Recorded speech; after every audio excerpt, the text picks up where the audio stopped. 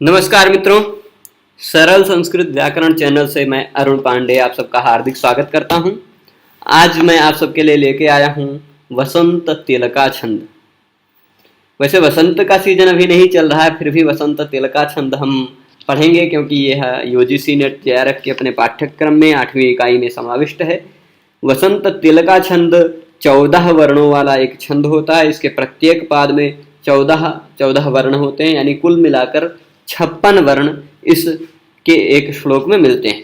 यह एक वार्णिक छंद है क्योंकि वर्णों की गिनती के आधार पर इस छंद के संविधान चलते हैं। तो सबसे पहले हम इस पाठ में वसंत तिलका छंद के लक्षण को जानेंगे। वसंत, क्योंकि मेरी यह विशेषता है, मैं ज़्यादा बाहरी चीज़ों को नहीं बोलता हूँ, मैं आपको सीधे लक्षण पे ले जाऊँगा, आपको सीधे विषय बताऊँगा और फिर इस पाठ को समाप्त करूँगा। छोटा सा पाठ होने वाला है, यह पाठ है, इसको देखेंगे। लक्षण क्या है इस वसंत तिलका छंद का, मैंने यहाँ दिखाया है आपको। वसंत तिलका छंद 14 वर्ण वाला होता है, प्रत्येक पाद में 14 वर्ण। अब इसके लक्षण को पढ़ते हैं। उक्ता वसंत तिलका तभजा जगौगः, और अलग अलग राग में गा सकते हैं। कुछ लोग ऐसा गाएंगे, उक्ता वसंत तिलका तभजा जगौगः। अलग अलग और भी तरह से इसको गा सकते हैं, पर इसकी जो व्यवस्था है, गण व्यवस्था, वो हम समझेंगे। गण व्यवस्था कैसी है? वसंत तिलका उक्ता, वसंत तिलका कही गई है। वसंत तिलका कब कही गई है? एक बात और भी विशेष बता देते हैं, इसको कुछ लोग वसंत तिलक भी कहते हैं, वसंत तिलक छंद। तो छंद है, छंद शब्द नपुंसक लिंग में है, छंद छंदसी छंदांसी, इसलिए वसंत तिलक को क्या कहते हैं? वसंत तिलकम छंद, वसंत तिलकम। तो इसका लक्षण में पाठ भेद ये भी मिलता है, उक्तम वसंत तिलकम तभजा जगौगम। तो ऐसा वसंत तिलक छंद उक्तम ऐसा भी मिल जाता है पाठ भेद, पर कोई बात नहीं, वो अलग बात है कि उक्ता वसंत तिलका कहिए चाहे उक्तम वसंत तिलकम कहिए, एक ही बात है। तो अब ये वसंत तिलका छंद कब कहा गया है, वसंत तिलका छंद कब होता है, ये जानने के लिए ये समझ लीजिए, जब त भ जा ज गौ ग हो तब। ये इसके गण व्यवस्था, जो ऐसे कुछ वर्णों को रखते हैं वो उसकी गण व्यवस्था। सबसे पहले त होता है, तगण होता है, फिर भ होता है। यहाँ देख लीजिए, उसी को मैंने यहाँ सेट किया है। सबसे पहला गण क्या है? वसंत तिलका उक्ता, यानी वसंत तिलका कही गई है। कब कही गई है? जब त हो, भ हो, ज हो, तभजाह, तश्च भश्च जश्च इति तभजाह। त और भ और ज को तभजाह कहेंगे। तो तगण भगण जगण, ये 3 गण आ गए। फिर जगौ, जश्च गश्च इति जगौ, ज और ग को जगौ कहा जाएगा। तो ज यानी जगण होता है, और ग मतलब छंद के लक्षण में कहीं भी ल मिले तो उसका अर्थ आप समझना है लघु, कहीं भी ग मिले तो उसका अर्थ समझना है गुरु। तो ग मतलब गुरु, एक ही वर्ण, गण नहीं है, ग कोई गण नहीं है। फिर दोबारा ग। तो अब समझिए 14 वर्ण होते हैं छंद में। छंद में अगर 14 वर्ण है तो उसको आप 3-3 में बांटेंगे, 3-3 के गण में बनाएंगे, तो कितने गण बनेंगे? 4 गण बन जाएंगे और 2 खाली वर्ण बच जाएंगे एक्स्ट्रा। तो वो जो 2 खाली बचे हैं वो दोनों गुरु हैं, गौ गह, ठीक। और उसके सिवाय जो 4 गण हैं वो कौन कौन से 4 गण हैं? त भ जा ज, तगण भगण और 2 जगण। तो पहले तगण भगण याद रखें, फिर 2 जगण 2 गुरु। ये है वसंत तिलका छंद का लक्षण। अब तगण में क्या होता है आप समझ लीजिए। यदि आपको तगण में कौन कौन से वर्ण आते हैं, कौन गुरु होता है, कौन लघु होता है, ये नहीं पहचानना आता है, तो आप एक यमा तारा जभान सलगम या यमा तारा जभान सलगा, ऐसा एक सूत्र है, उस सूत्र को याद रखेंगे। तो ताराज, उसमें ता से शुरू करेंगे तो ताराज आता है। ताराज मतलब ता गुरु, रा गुरु और ज लघु। तगण में 2 गुरु होते हैं, एक लघु होते हैं। फिर उसके बाद भगण क्या है? तो भा न स, भा गुरु है, न लघु, स लघु। तो भगण में क्या होगा? पहला गुरु होता है भादि गुरु, भ आदि गुरु होता है। और फिर उसके बाद ज क्या होता है? फिर जो गुरु मध्यगत हो, ज कैसा होता है? गुरु मध्यगत होता है, उसके मध्य में गुरु होता है, बाकी के दोनों लघु। अब समझिएगा, जगण क्या होगा? ज भान, ज लघु, भा गुरु, न लघु। फिर इसके बाद जगन फिर उसी तरह है, पहला लघु, दूसरा गुरु, तीसरा लघु और दो फिर गुरु। ये इसके जो उदाहरण के बारे में बताया है वो मित्र का लक्षण है, मित्र किसे कहते हैं उसके बारे में बताया है और इसका यह उदाहरण है। और भी बहुत सारे उदाहरण मिल जाते हैं। निंदन्तु नीति निपुणा यदि वास्तुवन्तु लक्ष्मी समाविशतु गच्छतु वा यथेष्टम। ये भी है। ऐसे मतलब हजारों की संख्या में श्लोक मिल जाएंगे, पर मुझे जो श्लोक एक पसंद आया वह आपके सामने वह पद्य रख दिया है। पापान् निवारयति योजयते हिताय गुह्यं निगूहति गुणान् प्रकटीकरोति आपद्गतं च न जहाति ददाति काले सन्मित्रलक्षणमिदं प्रवदन्ति सन्तः।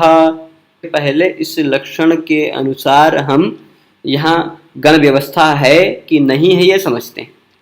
जैसे आपको नियम बता दिया कि तगण भगण जगण जगण गुरु गुरु ये जो हो तो ये हो जाता है वसंत तिलका छंद, पर क्या इसमें है कि नहीं है ये आप मिला के देखेंगे तो आपको पता चलेगा कि हाँ इसमें वसंत तिलका छंद ही है।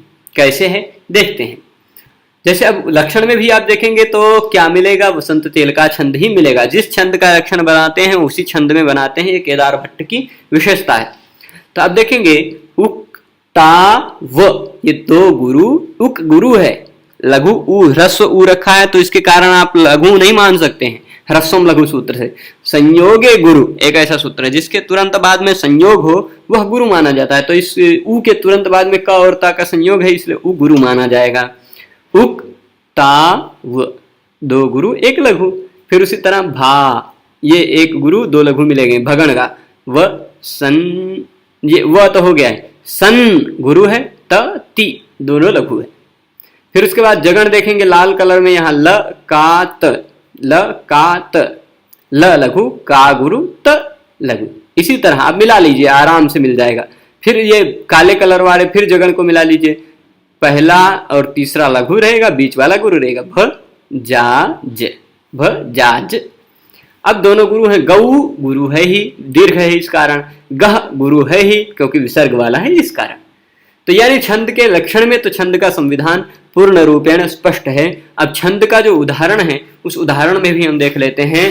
पहले तगण को मैंने लाल कलर से किया है, भगण को काले कलर से किया है, तीन तीन वर्णों को इसी तरह अलग अलग कर दिया। जगण को फिर लाल कलर से करके अलग कर दिया है और जगण को फिर काले कलर से कर दिया है और गुरु काला और फिर गुरु पहले लाल रखा फिर बाद में गुरु काला कर दिया। तो अब देखिए तगण यहां मिल रहा है, तगण में पहले दो गुरु रहेंगे एक लघु रहेगा। तो दो गुरु देख लीजिए, पा पान नी, पा पान दोनों गुरु फिर नी लघु। फिर उसी तरह गु गुरु है, गुरु क्यों है क्योंकि तुरंत बाद में ह और या का संयोग है। तो युक्त पर यानी जिसके तुरंत बाद में संयोग होता है वह भी गुरु माना जाता है। तो गु गुरु, ह्यम गुरु अनुस्वार वाला भी गुरु माना जाता है, पर नि लघु, दो गुरु एक लघु। फिर उसी तरह आ गुरु, पद गुरु पर ग लघु। उसी तरह सन गुरु क्योंकि न और माँ का संयोग है स गुरु माना जाएगा। फिर मी गुरु क्यों क्योंकि ता और रा का संयोग है, पर त्र का जो र है वो लघु है। तो ये तो आप तगण तो देख लिए कि चारों लाइन में है, लक्षण में भी है, तगण तो फिट बैठ रहा है। पर भगण अब देखिए, भगण का पहला गुरु रहेगा, बाकी के दो लघु रहेंगे। देख लीजिए वा गुरु है, गु गुरु है, तंग गुरु है, ल गुरु है। ल गुरु क्यों है क्योंकि क और श का संयोग तुरंत बाद में है। तो चारों का ये चारों भगण का पहला गुरु है ही, बाकी के दो दो वर्ण आपको लघु मिल जाएंगे, र य ह ती च न और क्ष ण। तो सभी क्या है लघु मिल गए। फिर उसके बाद फिर से जगह देखिए, एक लघु एक गुरु फिर एक लघु। तो आप देख लीजिए ति लघु, यो गुरु, ज लघु, गु लघु, णान गुरु और प्र लघु। भले ही न पर तीन व्यंजन वर्णों का एक साथ संयोग है, पर इसी को वो गुरु कर सकता है, प्र को गुरु नहीं कर सकता क्योंकि प्र के बाद में संयोग नहीं है। तो प्र लघु हो गया। फिर उसके बाद ज लघु, हा गुरु और ति लघु, मी लघु, दम गुरु और प्र लघु। तो ये जगन हो गया। फिर काला वाला जगन भी देख लेते हैं। जगन है दो लघु रहेगा दोनों साइड वाला, बीच वाला गुरु रहेगा, य लघु, ते गुरु और ही लघु। उसी तरह क लघु, टी गुरु और फिर क लघु, फिर द लघु, दा गुरु और ति लघु, फिर उसी तरह व लघु, दन गुरु और ति लघु।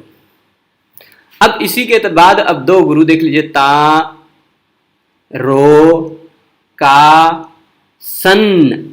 सन को भी गुरु माना जाएगा क्योंकि ता ना और ता का संयोग है, तो ये सभी गुरु माना जाएगा। और अंतिम वर्ण यहाँ देख लीजिए, या और ति, ये दोनों लघु दिख रहे हैं पर गुरु माना जा सकता है। वा पादांतो गुरु ज्ञेयो, पाद का अंतिम वर्ण विकल्प से गुरु माना जा सकता है। और फिर उसके बाद ले और तह, ले गुरु है ही, तह गुरु है ही, विसर्ग वाला होने के कारण। अब इस श्लोक का अर्थ भी समझ लेते हैं। पापान निवारयति योजयते हिताय, पापान निवारयति, ये संतः, संतः क्या होता है? सन का बहुवचन है संतः। संत लोग, सज्जन लोग क्या कहते हैं? प्रवदंती। सज्जन लोग क्या कहते हैं? प्रवदंती, मतलब कहते हैं सन्मित्र लक्षणम, सन्मित्र का लक्षण सज्जन लोग कहते हैं। सन्मित्र किसे कहा जाता है? ऐसा सज्जन लोग प्रतिपादित करते हुए कहते हैं इदम सन्मित्र लक्षणम प्रवदंती। इदम मतलब यह सन्मित्र का लक्षण है, ऐसा संत लोग कहते हैं। सन्मित्र का लक्षण क्या है? सन्मित्र कौन है? सन्मित्र क्या कर सकता है? तो इसके बारे में बताते हुए कहते हैं पापान निवारयति। सन्मित्र होता है जो पाप से निवृत्त कर देता है। कोई उसका मित्र है, वह पाप करने जा रहा है, तो जो सन्मित्र होता है वह अपने मित्र को पाप करने से रोक देता है। आजकल के लोग जो चोर हैं, एक चोर है, दूसरा उसको चोरी सिखाएगा और कहेगा ये तो मेरा मित्र है, तो ये क्या पाप से निवृत्त करने वाला है? नहीं, इसलिए वह मित्र नहीं है, वह सठ माना जा सकता है, वह अपना हानिकर है।